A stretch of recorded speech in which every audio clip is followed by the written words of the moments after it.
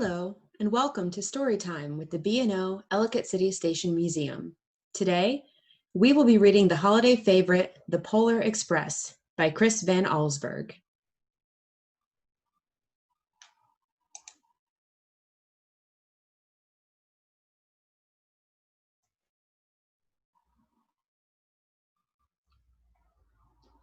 On Christmas Eve, many years ago, I lay quietly in my bed.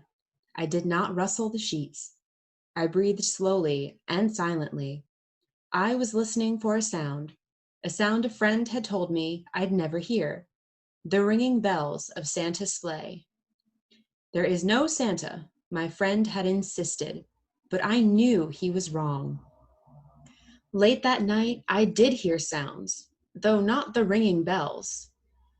From outside came the sounds of hissing steam and squeaking metal. I looked through my window and saw a train standing perfectly still in front of my house.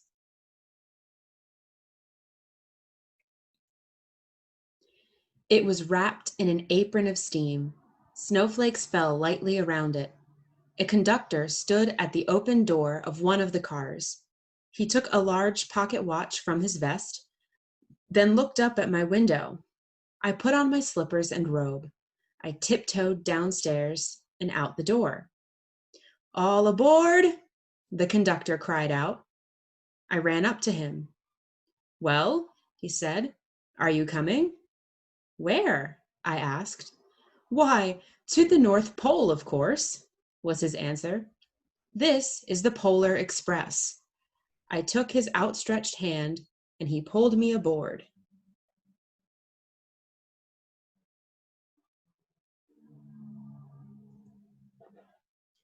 The train was filled with other children, all in their pajamas and nightgowns. We sang Christmas carols and ate candies with nougat centers as white as snow. We drank hot cocoa as thick and rich as melted chocolate bars. Outside, the lights of towns and villages flickered in the distance as the Polar Express raced northward.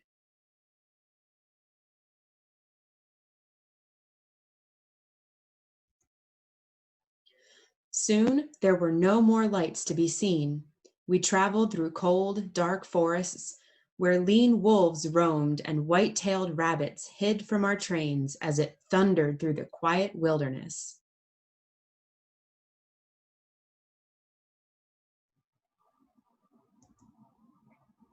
We climbed mountains so high it seemed as if we would scrape the moon.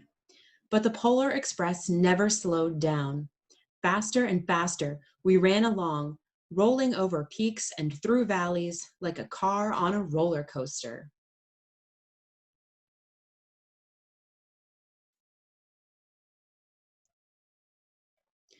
The mountains turned into hills, the hills to snow-covered plains. We crossed a barren desert of ice, the great polar ice cap. Lights appeared in the distance. They looked like the lights of a strange ocean liner sailing on a frozen sea. "There," said the conductor, "is the North Pole."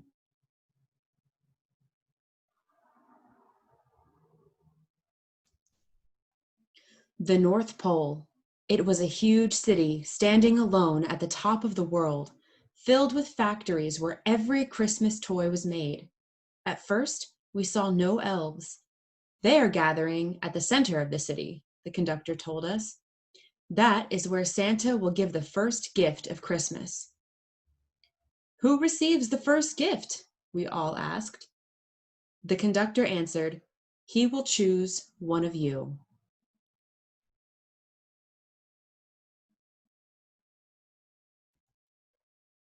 "Look," shouted one of the children, "the elves!" Outside, we saw hundreds of elves. As our train drew closer to the center of the North Pole, we slowed to a crawl, so crowded were the streets with Santa's helpers. When the Polar Express could go no farther, we stopped and the conductor let us outside.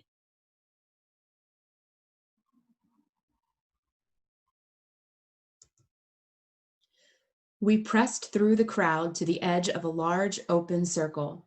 In front of us stood Santa's sleigh. The reindeer were excited. They pranced and paced, ringing the silver sleigh bells that hung from their harnesses. It was a magical sound, like nothing I'd ever heard. Across the circle, the elves moved apart and Santa Claus appeared. The elves cheered wildly.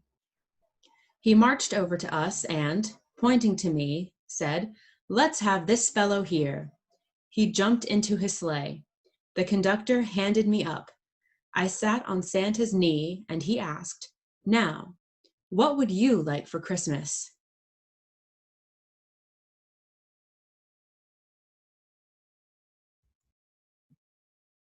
I knew that I could have any gift I could imagine.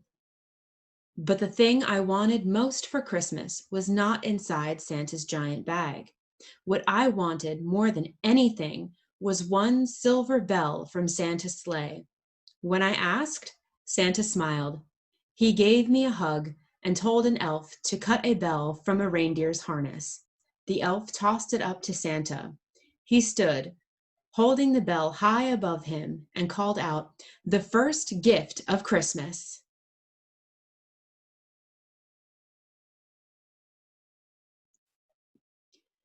A clock struck midnight as the elves roared their approval. Santa handed the bell to me, and I put it in my bathrobe pocket. The conductor helped me down from the sleigh. Santa shouted out the reindeers' names and cracked his whip. His team charged forward and climbed into the air. Santa circled once above us, then disappeared in the cold, dark, polar sky.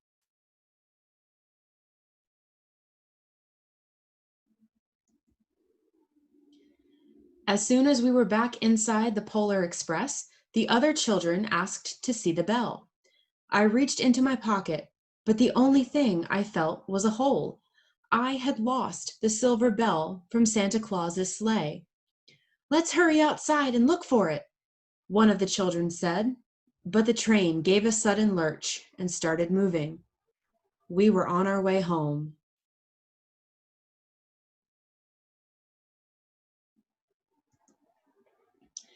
It broke my heart to lose the bell.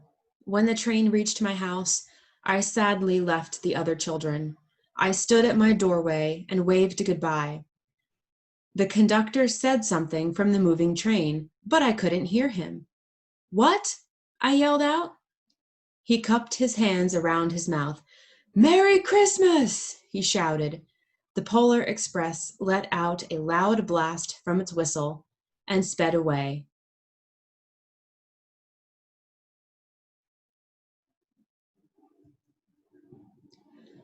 On Christmas morning, my little sister Sarah and I opened our presents. When it looked as if everything had been unwrapped, Sarah found one last small box behind the tree. It had my name on it. Inside was the silver bell. There was a note. "Found this on the seat of my sleigh. Fix that hole in your pocket." Signed, Mr. C. I shook the bell. It made the most beautiful sound my sister and I had ever heard. But my mother said, "Oh, that's too bad." "Yes," my father said, "it's broken." When I'd shaken the bell, my parents had not heard a sound.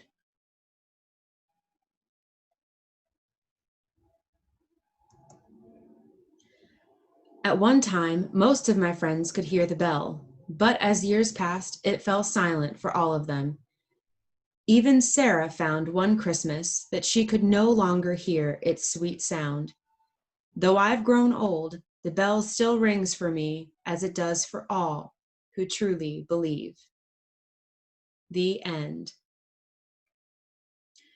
We hope you enjoyed our reading of the Polar Express today and hope that you have a wonderful holiday season. Thanks for joining us, and we'll see you again soon.